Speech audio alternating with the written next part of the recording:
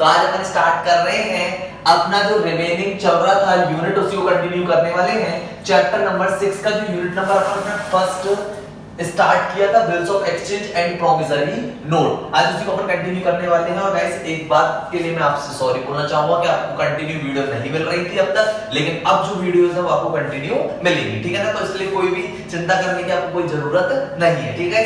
तो अब अपन स्टार्ट कर रहे हैं। तो अपन ने इससे पहले लेक्चर में बात करी थी बिल्स ऑफ एक्सचेंज के बारे में और प्रोमिसरी नोट्स के बारे में। तो आज गाइस उसी के बारे में अपन एंट्रीज के बारे में करने वाले हैं। तो जैसे कि records of bills of exchange and promissory notes, तो इसके बारे में आज अपन रिकॉर्ड करेंगे, इसकी जनरल एंट्रीज के बारे में समझने वाले हैं। तो गाइस जैसे कि मैंने लिखा है ड्रॉयर और as a creditor, drawee as a debtor और पे और रिसीवर। तो ये नाम दे दिए जिससे क्या है आपको कंफ्यूजन क्रिएट ना हो। कई सारे स्टूडेंट्स को ड्रॉयर ड्रॉई में कंफ्यूजन होता है, तो वो ना हो इसलिए मैंने यहाँ पे लिख दिया है drawer as a creditor, drawee और डेटर और पे और रिसीवर अपन बोल सकते हैं। तो जिसको अपन पहले एक एग्जांपल से समझते हैं, फिर अपन इसकी जनरल एंट्रीज के बारे में आज बात करने वाले हैं। तो गाइस जैसे कि इसमें लिखा हुआ है Ashok sold goods to Basant, यानी कि अशोक ने सोल्ड किया है गुड्स किसको जी, बसंत को, और वो भी किस पे, ऑन क्रेडिट यानी उधार। एंड ड्रॉ अ बिल, और फिर उन्होंने बिल लिखा on the latter who accept the same, और फिर उसको एक्सेप्ट कर लिया गया एंड रिटर्न टू अशोक, यानी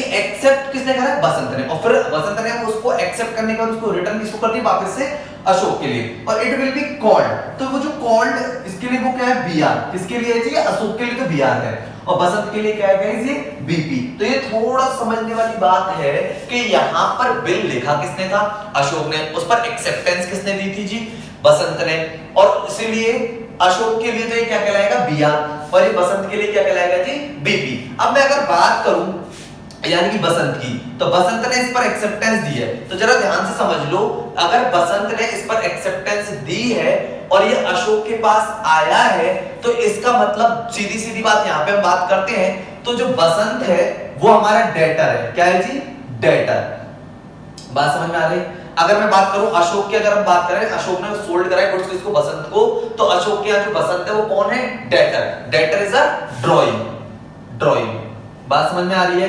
तो एक्सेप्टेंस किसने दी है, ड्रॉइंग ने एक्सेप्टेंस दी है, ठीक है। और फिर जब एक्सेप्टेंस दी तो फिर वो बिल किसके पास आ गया जी, अशोक, तो अशोक के पास ये आ गया, तो अशोक के लिए तो ये बीआर है, ठीक है, और बसंत के लिए क्या है जी, बीपी है। तो अब अगर अपन बात करें अशोक कौन है, तो अशोक है हमारा ड्रॉवर, क्या है जी, ड्रॉवर, तो अशोक हमारा है ड्रॉवर। बात समझ में आ रही है। तो इससे अपन को समझ में कंफ्यूजन नहीं होगा, यानी Basant is a debtor is a drawee, और अशोक है जो हमारा ड्रॉयर है, और हम इसको और भी बोल सकते हैं क्रेडिटर। बात समझ में आ रही है गाइस।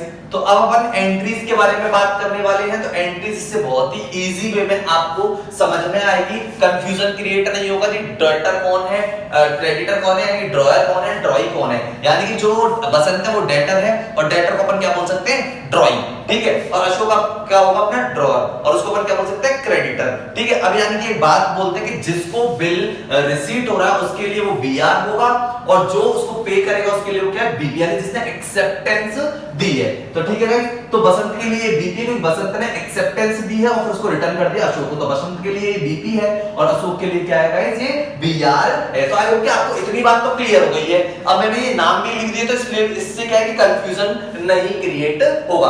तो गाइस अब इसकी जनरल एंट्रीज के बारे में बात करते हैं। अगर मैं जनरल एंट्रीज के बारे में बात करूं तो जरा ध्यान से समझना कि अगर यहाँ पे अशोक ड्रॉअर है और क्रेडिटर, और बसंत है हमारा डेटर और ड्रॉई। अगर मैं बात करूं अशोक के यहाँ पर एंट्री की, क्या जी, अशोक के यहाँ पे अपन एंट्री की बात करते हैं, तो अशोक कौन है जी, ड्रॉअर। बात जरा ध्यान से समझना, ड्रॉअर के यहाँ पर एंट्री पोस्ट करते हैं, तो एंट्री पोस्ट होगी बीआर अकाउंट डीआर, क्योंकि बीआर रिसीट होगा, बीआर अकाउंट डीआर, और ये किससे रिसीट हो रहा है जी, ड्रॉई, तो टू ड्रॉई। बात समझ में आ रही है क्या, टू ड्रॉई अकाउंट। इसको अपन दूसरी एंट्री के नाम से भी कर सकते थे, यानी कि हम एंट्री पोस्ट करते बीआर अकाउंट डीआर टू, किससे रिसीट हुआ था जी, बसंत से। बात समझ में आ रही है क्या, तो यानी कि BR account DR to Basant और BR account DR to drawee, क्योंकि बसंत ही तो हमारा कौन है, ड्रॉई है। तो ये अपन ने एंट्री पोस्ट कर ली है जब वो हमें बिल रिसीट होता है। तो हमने किसके यहाँ पे एंट्री पोस्ट करी, ड्रॉयर, ड्रॉयर यानी कि अपन बात करें तो कौन है जी, अशोक, ठीक है। बात समझ में आ रही है गाइस आपको, तो अशोक है हमारा ड्रॉयर। तो ये हमने बुक की बात करी अशोक के यहाँ पे, तो अशोक के यहाँ पे BR account DR to drawee और BR account DR to Basant, यानी कि ड्रॉई का नाम क्या है जी, बसंत, ठीक है। अब बात कर लेते हैं हम किसके यहाँ पे, अब अभी हमने ड्रॉयर के बारे में बात करी, तो हम ड्रॉई के यहाँ पे बात करेंगे। किसके आप जी बात करेंगे हम, ड्रॉई। तो गाइस अब ड्रॉई यानी कौन है हमारा, बसंत। तो बसंत के क्या पर क्या एंट्री पोस्ट होगी, जरा ध्यान से समझेंगे। तो बसंत के लिए बीपी था, ठीक है, तो बसंत के लिए बीपी, और उसने दिया किसको है जी, अशोक। अशोक कौन है जी, ड्रॉयर। एंट्री क्या होगी, drawer account DR to BP account. बात समझ में आ रही है, टू बीपी। अगर ड्रॉयर अपना कौन है, अशोक, तो ये अपन एंट्री इसकी ये भी कर सकते हैं, Ashok account DR to BP account, ठीक है गाइस। यानी कि हमने ड्रॉइंग किया, यानी बसंत की यहां पर एंट्री पोस्ट करी, drawer account DR to BP. ये नहीं करेंगे क्योंकि ड्रॉयर का नाम अशोक है, तो अशोक वाली भी कर सकते हैं। तो मैंने दोनों तरीके से आपको समझा दिया जिससे आपको कंफ्यूजन क्रिएट ना हो। Ashok account DR to BP, तो ये ड्रॉयर के यहां पे एंट्री पोस्ट हुई थी जी, BR account DR to drawing या फिर BR account DR to Basant, क्योंकि ड्रॉइंग कौन है, बसंत है, और अशोक कौन है जी, ड्रॉयर है, यानी क्रेडिटर है। तो हमने एंट्री पोस्ट कर ली drawer account DR to BP, फिर Ashok account DR to BP, ठीक है गाइस। आई होप कि ये आपको एंट्रीज अच्छे से समझ में आएंगी। मैंने एक एग्जांपल के साथ आपको समझाया था। तो इस तरीके से अपन यहाँ पे क्रेडिटर के यहाँ पर क्या एंट्री पोस्ट कर रहे हैं, डेटर के यहाँ पर क्या एंट्री पोस्ट कर रहे हैं, ड्रॉयर के यहाँ पर क्या एंट्री पोस्ट कर रहे हैं, ड्रॉइंग के यहाँ पर क्या एंट्री पोस्ट कर रहे हैं। तो मैंने एक एग्जांपल इसीलिए दिया था जिससे मैंने आपको समझाया है कि बसंत कौन है, अशोक कौन है, ड्रॉयर कौन है, ड्रॉइंग कौन है, किसके लिए बीआर कहलाएगा, किसके लिए बीपी कहलाएगा, क्योंकि अपन जो भी कर रहे हैं वो इसी के अंदर कर रहे हैं, bills of exchange and promissory notes के अंदर। तो गाइस आपको ये बात अच्छे से समझ में आई होगी।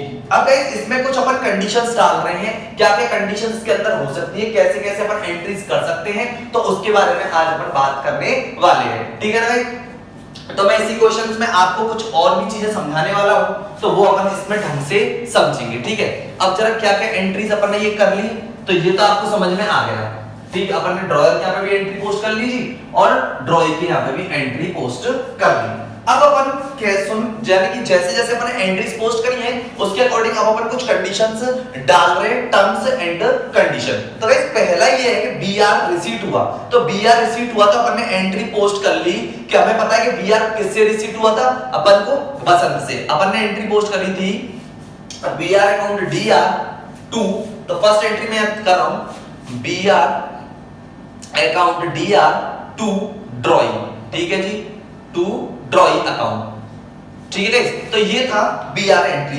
अब मान के चलते हैं कि बीआर था और हमें बीआर का पैसा यानी कि इसकी जो भी मैच्योरिटी डेट थी उस पर हमें इसका पैसा रिसीट हो गया, तो अपन ने सेकंड एंट्री पोस्ट कर दी है bank account DR to BR, ठीक है गाइस। तो यानी बैंक से पैसा मिल गया हमें बैंक में, और बीआर यानी मैच्योरिटी डेट पे हमें पैसा मिल गया, हमने एंट्री पोस्ट कर ली जी bank account DR to BR, ठीक है, मैच्योरिटी डेट पे पैसा मिलना। तो गाइस ये दो एंट्री पोस्ट होती है, BR account DR to drawing और bank account DR to BR. और अभी किसकी बुक्स में एंट्री पोस्ट कर रहे हैं, जो भी मैं अपन पोस्ट कर रहे हैं वो हम पोस्ट कर रहे हैं ड्रॉयर के यहाँ पे, ठीक है गाइस। बात समझ में आ रही है, ड्रॉयर यानी कि किसके यहाँ पे कर रहे हैं, अशोक के यहाँ पे। तो BR account DR to drawing account और bank account DR to BR account. Guys ये तब है कि जब हमको कोई बिल रिसीट हुआ और मैच्योरिटी डेट पे उसका हमें पेमेंट रिसीट हो गया, ठीक है। ये था फर्स्ट कंडीशन, ठीक है गाइस। आई होप कि ये आपको समझ में आएगी इजी वे में। आप लोगों ने एंट्रीज ये पढ़ी है कि डेटर से हमें बीआर रिसीट होता है तो BR account DR to debtor, और फिर वो पैसा हमें मिल जाता है बीआर का, तो bank account DR to BR, ठीक है। तो अपन ने भी इसमें समझा दिया कि डेटर कौन है और क्रेडिटर कौन है। तो गाइस ये थी फर्स्ट कंडीशन, और हम सिर्फ यहाँ पे ड्रॉयर के यहाँ पे एंट्रीज कर रहे हैं, पहले वही हम समझ रहे हैं। अब हम बात कर लेते हैं दूसरी कंडीशन की। तो गाइस दूसरी कंडीशन क्या है, जरा उसके बारे में भी अपन बात करते हैं। दूसरी कंडीशन ये है कि कभी-कभी क्या होता है कि हम जो यानी ड्रॉयर की बात कर रहे हैं, ठीक है, तो हम लोग क्या करते हैं बिफोर मैच्योरिटी पेमेंट रिसीट करते हैं। तो बिफोर मैच्योरिटी क्या होता है, बैंक पेमेंट दे देती है बीआर का, तो वो कुछ डिस्काउंट के रूप में पैसा काटती है, ठीक है। तो पहले जब हमें जब बीआर रिसीट हुआ होगा तो हमने एंट्री पोस्ट करी होगी जी BR account DR to drawing. बात समझ में आ रही है guys, to drawing account, first entry ये आ गई, ठीक है। अब अपन बात कर लेते हैं दूसरी एंट्री के बारे में। अब जो इससे पहली कंडीशन थी वो ऑन मैच्योरिटी डेट थी, यानी मैच्योरिटी डेट आ गई है, अब उस पर आप पेमेंट लेने गए। यहाँ पे कंडीशन ये है कि बिफोर मैच्योरिटी आप पेमेंट ले रहे हैं। बिफोर मैच्योरिटी का मतलब ये है कि अभी डेट है नहीं मैच्योरिटी के, उससे पहले आप पेमेंट रिसीव कर रहे हैं बैंक से, तो बैंक आपको पैसा देगी, तो बैंक उस डिस्काउंट के रूप में कुछ पैसा काटेगी। एंट्री क्या पोस्ट होगी, बैंक अकाउंट डीआर, ठीक है, discount account DR to BR account, बात समझ में आ रही है गाइस? यानी कुछ पैसा डिस्काउंट के रूप में काटेंगे, मतलब आप मैच्योरिटी डेट से पहले पेमेंट रिसीव करना चाहते हो तो बैंक आपसे क्या कुछ डिस्काउंट के रूप में काटेगी, तो bank account DR, discount account DR to BR. लेकिन अगर मैच्योरिटी डेट पे अगर पेमेंट लेने जाते तो पूरा का पूरा पैसा दे देती bank account DR to BR, जैसे कि अपन ने फर्स्ट कंडीशन में किया था। तो ये है गाइस अपनी second condition, bank account DR, discount account DR to BR. ये है बिफोर मैच्योरिटी अगर आप पेमेंट लेने जाते हैं, डिस्काउंट कराते हैं बीआर को, डिस्काउंट कराते हैं कहां से? बैंक से, तो उसके लिए एंट्री पोस्ट होती है bank account DR, discount account DR to BR, before maturity होता है। तो आई होप कि गाइस ये आपको समझ में आ रहा होगा, ठीक है। अब बात कर लेते हैं कंडीशन नंबर 3 की। तो दो कंडीशन कंप्लीट करा दी अपन ने। कंडीशन नंबर 3 है कि मान के चलते हैं कि बीआर पर को रिसीव हुआ था, अपन ने एंट्री पोस्ट करी है जी BR account DR to drawee, क्या करा है जी? टू ड्रॉई अकाउंट, ठीक है। अब गाइस ये तो थी फर्स्ट एंट्री, ये अपन ने कर दी। कंडीशन नंबर 3 चल रही है, पहले मैंने मैच्योरिटी डेट वाली, फिर बिफोर मैच्योरिटी डेट वाली, और फिर ये third condition BR account DR to drawee. अब हुआ क्या, जो ड्रॉई है यानी कि जो ड्रॉई से बीआर रिसीव हुआ था, ये ड्रॉयर ने किसी को एंडोर्स किया है। क्या किया है जी? एंडोर्स किया है। तो अगर हम बीआर को एंडोर्स करेंगे, मतलब किसी थर्ड पार्टी को अगर हम बीआर देना चाहते हैं तो हम वो काम भी कर लेंगे। बात समझ में आ रही? अब मान के चलते हैं कि अशोक जो था उसने, उसके पास बीआर रिसीव हुआ और अशोक ने किसी यानी कि मान के चलते रमन को बिल क्या कर दिया? रमन को बिल एंडोर्स कर दिया। तो ये अपने यहां पर एंट्री क्या पड़ेगा, जरा ध्यान से समझेंगे।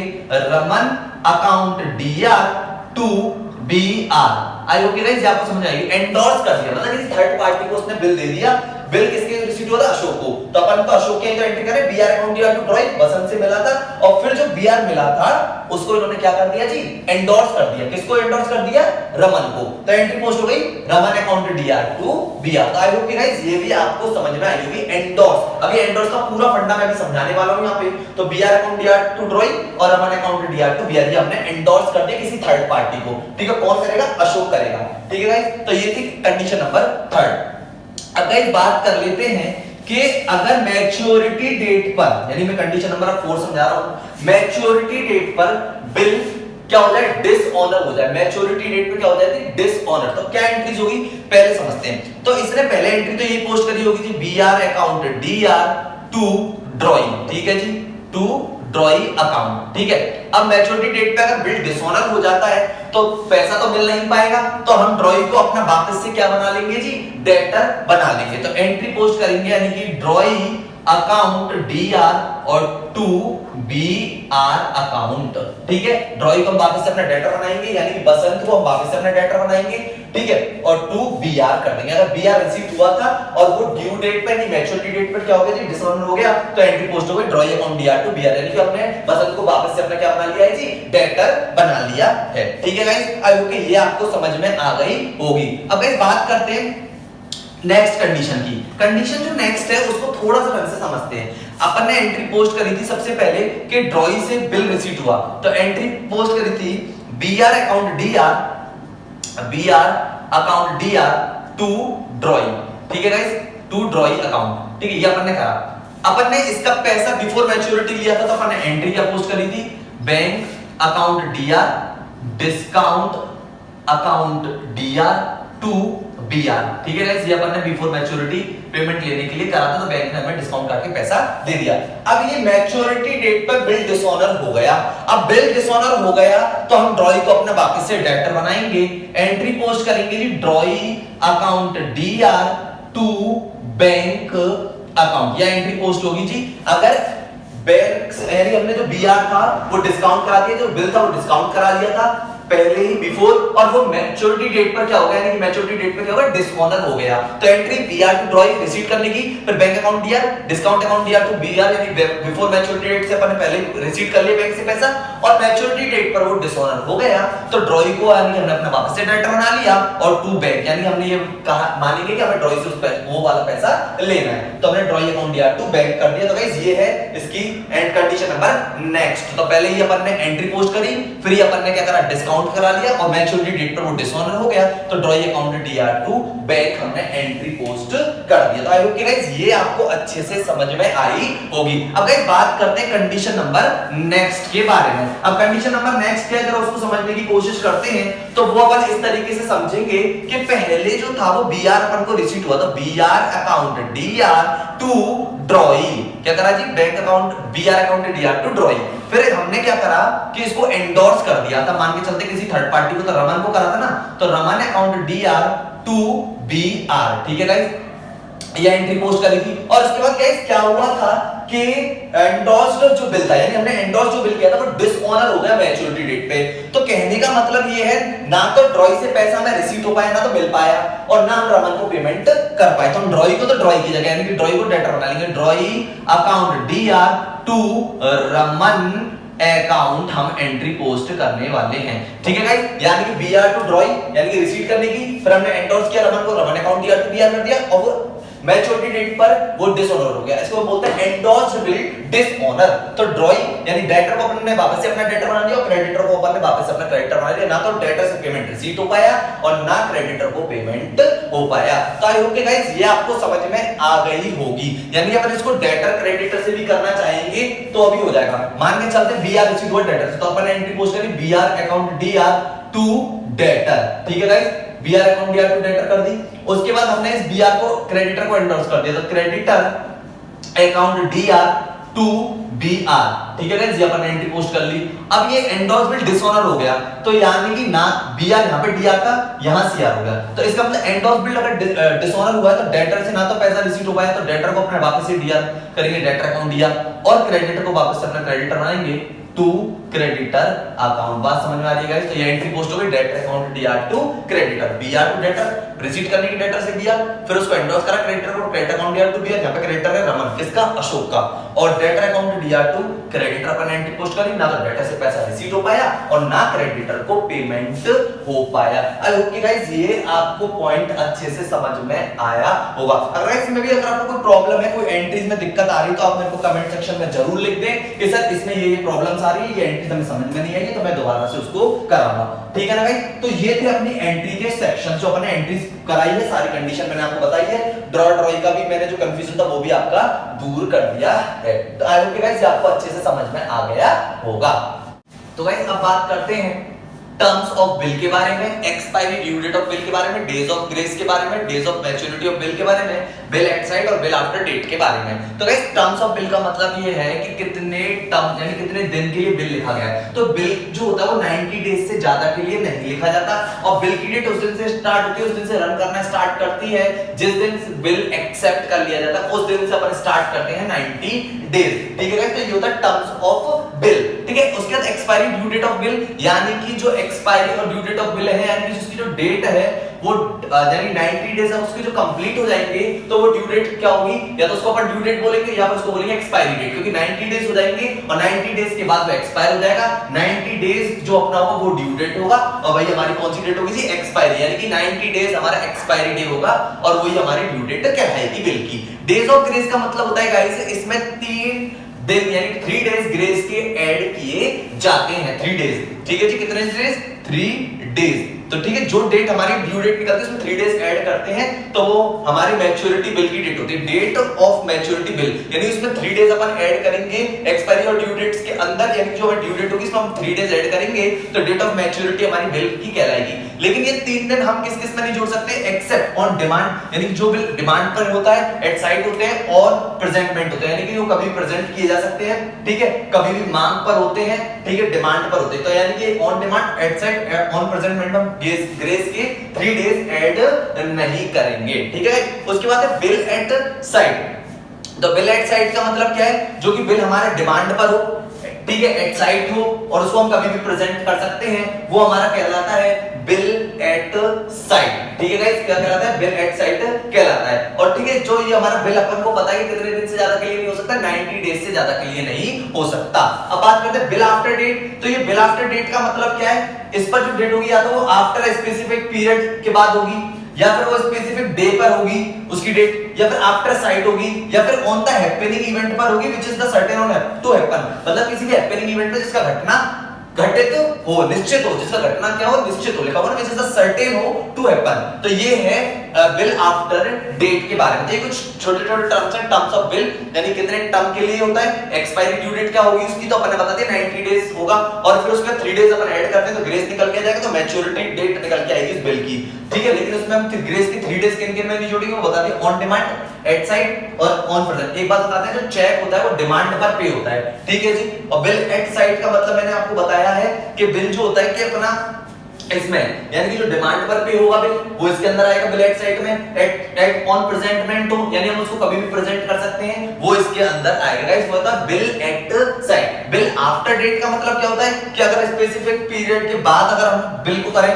ऑन स्पेसिफिक डे या किसी स्पेसिफिक डे पे करें बिल को, आफ्टर साइट करें, ठीक है, और ऑन द हैपनिंग इवेंट पे है which is the certain to happen, यानी किसी भी हैपनिंग इवेंट पे जिसका घटना क्या हो जी, निश्चित हो। तो गाइस ये थे अपने कुछ छोटे छोटे पॉइंट, आज अपन ने कंप्लीट कर लिए हैं, और ये आपको और भी अच्छे से समझ में आएंगे क्वेश्चन के अंदर, ठीक है ना गाइस। तो ये था आज के लिए। तो अपन ने records of bills of exchange and promissory notes की अपन ने एक तो एंट्रीज कर ली है, और ये अपन ने कुछ छोटे छोटे पॉइंट समझ लिए, ग्रेस कब जोड़ती है, 3 डेज कब कब होता है, और इस पे जो चेक होता है उस पर अपन कितनी डेज की होती है, 90 डेज के बाद क्या हो जाता है जी, खराब हो जाता है, यानी 90 डेज के बाद एक्सपायरी हो जाता है, ठीक है। ग्रेस के कब कब जोड़ते हैं वो है, तो डिमांड, यानी चेक में हम 3 दिन डिमांड के नहीं जोड़ सकते, बात समझ में आ रही है, क्योंकि चेक जो होता है वो ऑन डिमांड पर होता है, तो इसलिए इसमें ग्रेस के पीरियड्स हमारे ऐड नहीं होते हैं, ठीक है। एक्सपायरी डेट अगर कोई बिल लिखा है बिल्स ऑफ एक्सचेंज वगैरह, तो उसमें अपन 3 डेज ऐड करेंगे ग्रेस के, ठीक है।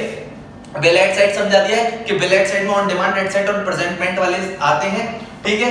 और बिल आफ्टर डेट में अपन ने बता दी कोई डेट निकलने के बाद या कोई स्पेसिफिक पीरियड डे पे, या फिर मान के चलते हैं कोई हैपनिंग इवेंट में जिसका घटना क्या हो, निश्चित हो, ठीक है। तो ये थे इनकी बिल्स की डेट के बारे में, बिल्स की मैच्योरिटी डेट के बारे में, बिल्स के ग्रेस पीरियड के बारे में, कब ग्रेस पीरियड अपन ऐड करेंगे और कब ग्रेस पीरियड अपन ऐड नहीं करेंगे, ठीक है। तो अपन इसको प्रैक्टिकल में अपन समझेंगे। तो गाइस आज जो अपन ने कराया इसका एक बार आप रिवीजन करें, वीडियो आपको रेगुलर मिलेगी, कोई प्रॉब्लम नहीं होगी।